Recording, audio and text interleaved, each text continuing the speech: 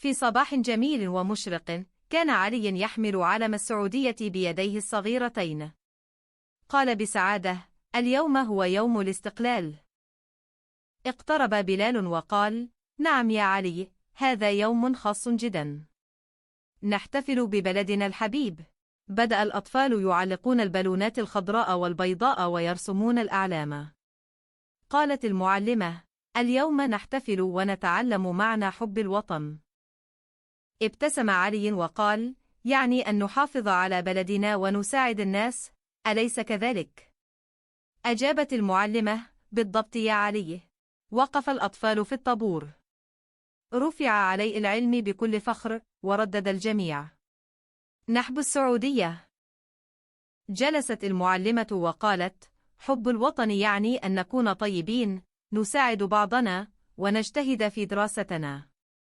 قال علي: سأساعد أمي وأبي وأكون صديقا جيدا. ضحك الأطفال، والعلم يرفرف عاليا.